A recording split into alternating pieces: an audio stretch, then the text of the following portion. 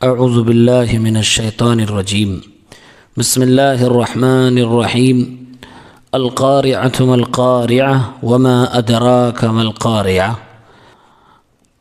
سورۃ القارعہ، اس سورت کے اندر 3 نام ہیں۔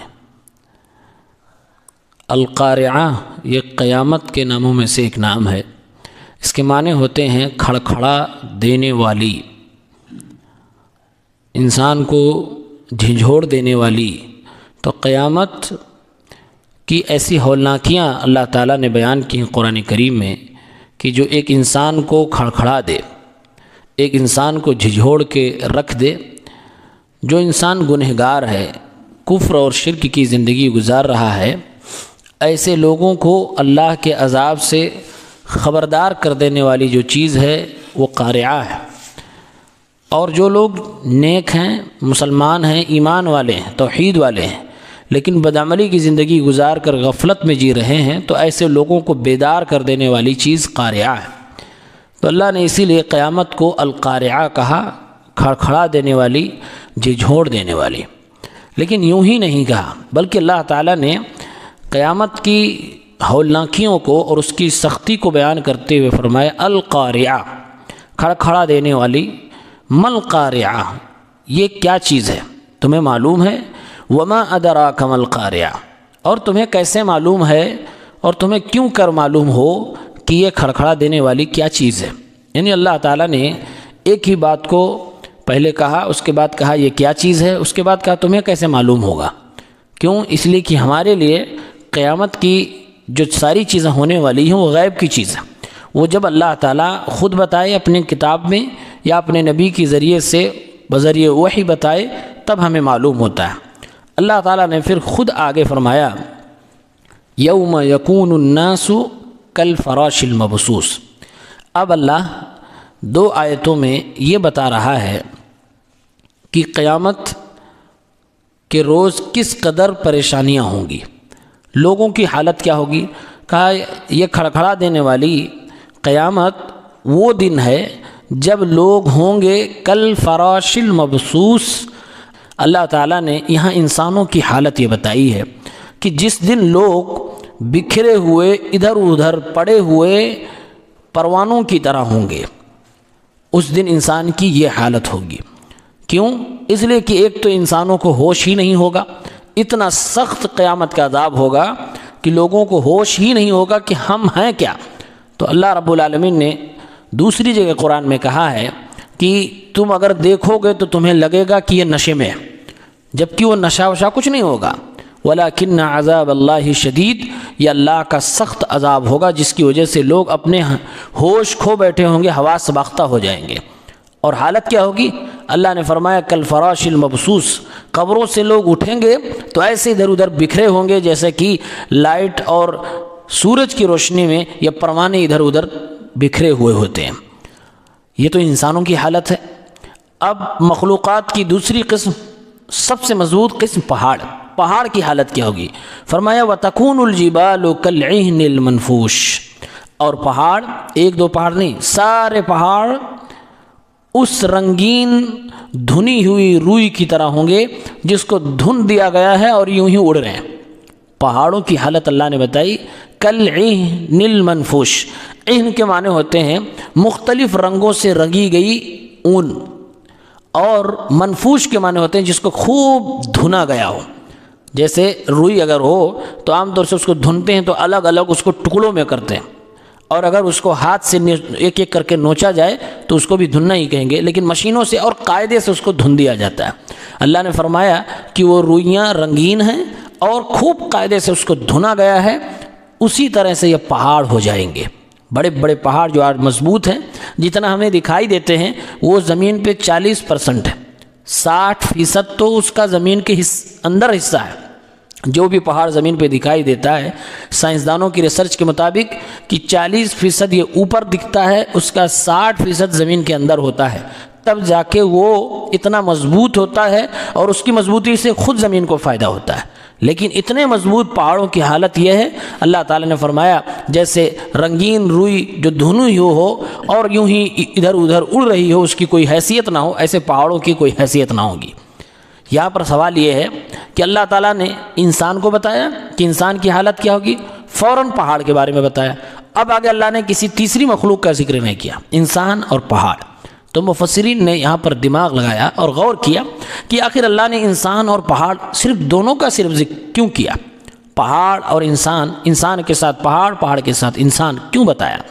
کہا اللہ تعالیٰ یہ بتانا چاہتا ہے کہ زمین پہ اتنے بھاری بھرکم پہاڑ جو مضبوط ترین ہیں، جب ان کی یہ حالت ہوگی قیامت کے دن کہ وہ دھنی ہوئی روئی کی طرح اڑ رہے ہوں گے، بکھرے ہوئے ہوں گے، تو پھر یہ چھوٹے سے انسان کی کیا حیثیت ہے، اس کا کیا عالم ہوگا، اندازہ ہی نہیں کر سکتے۔ اس لیے انسانوں، جب پہاڑوں کی یہ حالت بن جائے گی تو تمہاری کوئی حیثیت نہیں ہے۔ اگر تم نیک ہو، توحید والے ہو، ایمان والے ہو، تبھی اللہ تعالیٰ کے اس سخت ترین عذاب سے اپنے آپ کو بچا پاؤ گے، ورنہ ان سے بھی زیادہ بدتر تمہاری حالت ہو جائے گی۔ اب آگے اللہ رب العالمین نتیجے کی طرف بات کرتے ہوئے فرمایا، یہ تو اللہ نے فرمایا کہ قاریہ، کھڑکھڑا دینے والی کیا ہے جو انسان کو جھنجھوڑ دے، تو ایک مثال دی، انسان ایسے ہوگا، پہاڑ ایسے ہوں گے۔ اب آگے فرمایا فَأَمَّا مَنْ ثَقُلَتْ مَوَازِينُهُ، اب بیچ میں کیا ہوگا، انسان قبر سے اٹھے گا اور میدان محشر میں جائے گا، کافی سال تک کھڑا رہے گا، اللہ حساب نہیں لے گا، سورج سوا نیزے پہ ہوگا۔ یہ ساری چیزیں اللہ تعالیٰ نے نہیں بیان کی، دوسری جگہ بیان کی۔ یہاں پر اللہ تعالیٰ نے سیدھے رزلٹ کی بات کی، فرمایا فَأَمَّا مَنْ ثَقُلَتْ مَوَازِينُهُ، جس کے میزان، جس کا ترازو نیکی کا بھاری ہو جائے، فَهُوَ فِي عِيشَةٍ رَاضِيَةٍ، وہ عیش و آرام کی زندگی میں ہوگا، اور ایسی عیش و آرام کی زندگی جو اس کو پسند ہوگی، جس سے وہ راضی ہو جائے گا، وہ اس کو راضی کر دینے والی ہوگی۔ ایک بات تو یہ معلوم ہوئی کہ قیامت کے دن ترازو ہوں گے، میزان ہوں گے، جس میں کچھ تولا جائے گا، اعمال ہمارے تولے جائیں گے، نیکیاں برائیاں تولی جائیں گی، خود انسان بھی تولا جائے گا، جیسا کہ دیگر آیات میں اور احادیث کے اندر ہمیں معلوم ہوتا ہے۔ یہاں پر اللہ تعالیٰ نے نیکیوں کا تذکرہ فرمایا، یہ نیکیاں تولی جائیں گی۔ اب جب نیکیاں تولی جائیں گی تو ایک طرف نیکی ہوگی اور ایک طرف گناہ ہوں گے۔ اللہ نے فرمایا اگر نیکی کا پلڑا نیچے گیا، یعنی وہ بھاری ہو گیا، تب تو انسان جنتی ہے۔ اور جنت کے بارے میں اللہ نے فرمایا فَهُوَ فِي عِيشَةٍ رَاضِيَةٍ، وہ عیش و آرام کی زندگی میں جائے گا، اور ایسی عیش و آرام کی زندگی جس سے وہ راضی ہو جائے۔ آج دنیا میں بہت سارے لوگوں کے پاس عیش و آرام کی زندگی ہے، لیکن کیا جس کے پاس ساری نعمتیں ہیں، گھر، مکان، گاڑی، کھانا پینا، آل اولاد، نوکر چاکر، سب کچھ ہے، لیکن وہ اپنی اس زندگی سے راضی ہے، یا اس کی زندگی اس کو خوش کر پا رہی ہے، وہ نعمتیں اس انسان کو سکون دے پا رہی ہیں؟ ضروری نہیں ہے۔ دنیا میں ہم دیکھ رہے ہیں کہ ایسے لوگ اپنی ہی زندگی سے راضی نہیں، انہیں اور لالچ، اور اللہ کے نبی صلی اللہ علیہ وسلم نے فرمایا یہ انسان اتنا لالچی ہے کہ اگر سونے کا ایک پہاڑ بھی پا جائے تو دوسرے کی تمنا کرے گا، دوسرا پا جائے تو تیسرے کی تمنا کرے گا۔ یہ اپنی دنیا کی نعمت سے کبھی راضی نہیں ہو سکتا، خوش نہیں ہو سکتا کہ بس اب میں پا گیا، بہت کچھ ہمارے پاس ہو گیا، اب مجھے سکون ہو جانا چاہیے۔ اسی لیے انسان پریشان رہتا ہے، سب کچھ ہونے کے بعد بھی وہ پریشان رہتا ہے، وہ راضی نہیں ہو پاتا ہے۔ اللہ تعالیٰ نے فرمایا، اور بہت بار ایسا بھی ہوتا ہے کہ انسان یہ ساری چیزیں پانے کے بعد ساری چاروں طرف سے نعمتوں میں گھرا ہوا، آل اولاد بھی سامنے، بیوی بھی سامنے، گھر پریوار بھی سامنے ہے، گاڑی موٹر بھی ہے، مال دولت بھی ہے، نوکر چاکر بھی ہیں، بینک بیلنس بھی ہے، دنیا کی جو بھی نعمتیں آپ گنا سکتے ہیں سب کچھ اس کے پاس، لیکن سکون نہیں ہے، وہ پریشان ہے، راحت نہیں ہے، بیماریاں ہیں، بڑھاپا ہے، موت کا ڈر ہے، نہ جانے کیا کیا چیزیں ہیں۔ تو دنیا کی زندگی میں کتنی بھی نعمت انسان کے پاس آ جائے، لیکن جو اللہ نے گھر فرمایا فَهُوَ فِي عِيشَةٍ رَاضِيَةٍ، یہ اخیر میں جو راضیہ کا لفظ ہے وہ دنیا میں نہیں مل سکتا، وہ جنت میں ہی ملے گا۔ اسی لیے اللہ تعالیٰ نے فرمایا وہ عیش و آرام کی زندگی میں ہوگا، لیکن صرف عیش و آرام نہیں، راضیہ، اس کی پسند کی عیش و آرام ہوگی، وہ اپنی اس زندگی سے راضی اور خوش ہوگا، اور اس کی زندگی اس کو راضی کر دینے والی ہوگی، یعنی وہ پا جائے گا بس اللہ سب کچھ مل گیا، اب کچھ نہیں چاہیے۔ اسی لیے اللہ کے نبی حدیث میں فرماتے ہیں کہ جنتی سے جب اللہ خود پوچھے گا، جنتی جو لوگ جنت میں جائیں گے جو کچھ ملے گا اسی میں مست ہو جائیں گے، پھر اللہ تعالیٰ پوچھے گا، دیکھے گا مست ہے اور کچھ چاہیے؟ تو جنتی خود کہیں گے اللہ تعالیٰ اب کیا چاہیے؟ تو نے جہنم سے ہمیں بچا لیا، ہمارے چہروں کو جہنم سے پھیر کے جنت کے اندر تو نے ہمیں داخلہ نصیب فرما دیا، جنت کی ساری نعمتیں ہیں، حور ہے، پھل فروٹ ہے، رہنے کے لیے جگہ ہے، اور دودھ اور شراب اور شہد کی نہریں ہیں، جنت کی نعمتیں ہیں، اب کیا مجھے چاہیے؟ تو اللہ تعالیٰ فرمائے گا کہ تمہیں میرا دیدار نہیں کرنا، تو اللہ تعالیٰ اپنا دیدار کروائے گا۔ جنتی لوگ اللہ کو دیکھنے کے بعد ساری نعمتوں کو بھول جائیں گے۔ اس سے معلوم یہ ہوا کہ جنتیوں کو اللہ تعالیٰ نعمتیں یاد دلائے گا، اور جنتی جنت میں جانے کے بعد کہیں گے اللہ اب ہمیں کیا چاہیے، سب کچھ تو مل چکا، یعنی اپنی جنت کی نعمت سے وہ جنتی راضی ہوں گے۔ اسی لیے اور بھی اللہ کے نبی فرماتے ہیں کہ ایک بار جنتی جہنمیوں سے پوچھیں گے کہ اللہ نے ہم سے جو وعدہ کیا تھا وہ تو مل گیا، ہمیں پورا پرفیکٹ 100% وہ چیز مل رہی ہے، اے جہنمیوں تم سے بھی کچھ وعدہ اللہ نے کیا تھا کہ ایسے ایسے عذاب ایسے ایسے سزائیں ملیں گی، کیا تمہیں مل رہا ہے؟ ایک تو یہ طنز ہے، چڑھانا بھی ہے، وہ جانتے ہیں کہ مل رہا ہے، کیونکہ ادھر اگر 100% وعدہ پورا ہو رہا تو ادھر بھی پورا ہو رہا ہے، اور چیخ رہے ہیں، چلا رہے ہیں، لیکن یہ ان کے عذاب کو بڑھانے کے لیے جنتیوں کی طرف سے سوال کیا جائے گا۔ تو جنتی لوگ اپنے عیش و آرام کی زندگی سے راضی ہوں گے، اور وہ زندگی ان کو بہت زیادہ پسند ہوگی۔ اس کو پانے کے لیے اللہ نے فرمایا فمن ثقلت موازینہ، نیکی کا پلڑا بھاری ہونا چاہیے۔ سوال یہ ہے کہ نیکی کا پلڑا بھاری کیسے ہوگا؟ بھائی نیکیاں بھی ہیں، گناہ بھی زندگی میں، ہمیں کیسے معلوم ہوگا؟ اللہ کے نبی نے ایک ہنٹ دی، آپ صلی اللہ علیہ وسلم نے فرمایا جس دن یہ نیکیاں تولی جا رہی ہوں گی، ایک شخص آئے گا، اس کے پاس برائیوں کے بہت سارے کارڈ ہوں گے جو برائی والے پلڑے پہ رکھے جائیں گے، نیکی والے کے پلڑے پر کچھ زیادہ نیکیاں تو نہیں ہوں گی، لیکن ایک کارڈ ہوگا وہ رکھا جائے گا، جب تولا جائے گا تو اس کا نیکی کا پلڑا بھاری ہو جائے گا، برائیاں ہلکی پڑ جائیں گی، دیکھنے میں یہ زیادہ لگ رہی ہیں اور یہ دیکھنے میں کم ہے۔ اللہ کے نبی صلی اللہ علیہ وسلم بیان فرماتے ہیں وہ جو ایک نیکی کا کاغذ اور کارڈ اس کے پاس تھا وہ لا الہ الا اللہ محمد الرسول اللہ کا کارڈ تھا، یعنی اس کے پاس توحید کی نعمت تھی، اللہ تعالیٰ کو سچے دل سے مانتا تھا، ایک اللہ کی عبادت کرتا تھا اور صرف اسی کی عبادت کرتا تھا، محمد الرسول اللہ صلی اللہ علیہ وسلم کی سنت کے مطابق زندگی گزارتا تھا۔ تو اس کی وہ توحید والا جو کارڈ ہے لا الہ الا اللہ کا، اسی کارڈ اور بطاقہ کی نیکی کی وجہ سے اس کی نیکی کا پلڑا بھاری ہو جائے گا، وہ جنت میں چلا جائے گا۔ تو جس کی نیکی کا پلڑا بھاری ہوگا وہی جنت میں جائے گا۔ آگے اللہ تعالیٰ نے فرمایا وَأَمَّا مَنْ خَفَّتْ مَوَازِينُهُ، جس کے گناہ کا پلڑا بھاری ہو گیا اور نیکی والا ہلکا پڑ گیا، فَأُمُّهُ هَاوِيَةٌ، تو اس کا ٹھکانہ ہاویہ ہے، گناہ کا پلڑا بھاری ہو گیا۔ یہ جو تولنے والا معاملہ ہے، اس سے ایک بات ہم کو سمجھ میں آتی ہے، سمجھ میں یہ آتا ہے کہ کوئی ضروری نہیں، جیسے ہم لوگ جب کسی کے بارے میں سنتے ہیں کہ یہ آدمی جنتی ہے تو آدمی دماغ میں یہ سوچ لیتا ہے کہ 100% اس کے پاس نیکی ہی ہوگی، ایک بھی گناہ نہیں ہوگا تبھی جنت میں جا رہا ہے، ایسا نہیں ہے۔ اور کسی کے بارے میں سن لیتے ہیں کہ یہ جہنمی ہے تو یہ سمجھ لیتے ہیں کہ یہ 1 نمبر کا کرمنل گناہگار ہوگا، 100% گناہ ہی کیا ہوگا تبھی جہنم میں جا رہا ہو۔ نہیں، ترازو سے پتہ چل رہا ہے کہ نہیں، ممکن ہے کہ آدمی کے پاس نیکیاں بھی ہوں اور گناہ بھی ہوں، اور ایسا ہوگا تبھی تو وزن کیا جائے گا۔ اگر ہم 50-50 کا معاملہ کریں اور اپنے دنیا کے ترازو کے حساب سے تھوڑا سمجھنے کی کوشش کریں، اگر کسی کے ترازو میں نیکی والے میں 60 نیکیاں ہیں اور ادھر 40 گناہ ہیں تو گویا کہ وہ جنتی ہے، بس فرق یہ ہے کہ ان 40 گناہوں میں شرک نہیں ہونا چاہیے، ورنہ یہ سب پہ بھاری ہو جائے گا۔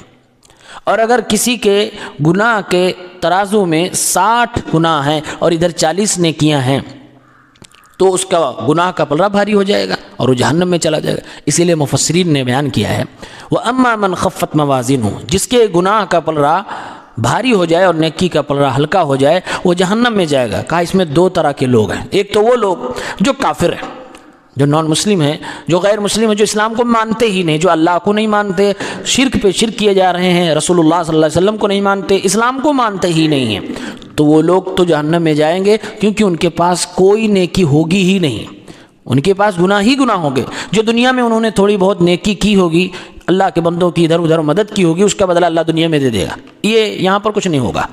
اسی لیے کچھ علماء نے یہ بھی کہا ہے کہ ان کے اعمال تولے ہی نہیں جائیں گے، ڈائریکٹ ان کو جہنم میں ڈال دیا جائے گا، یہ بھی بات کچھ علماء نے کہی ہے، کیونکہ ان کے پاس تو ایک پلڑے میں رکھنے کے لیے کچھ ہے ہی نہیں، اور دوسری قسم کے وہ لوگ ہیں جو مسلمان ہیں، جو کلمہ پڑھتے ہیں، ان کے اعمال تولے جائیں گے، تو اس میں نیکیاں بھی ہیں، گناہ بھی ہیں۔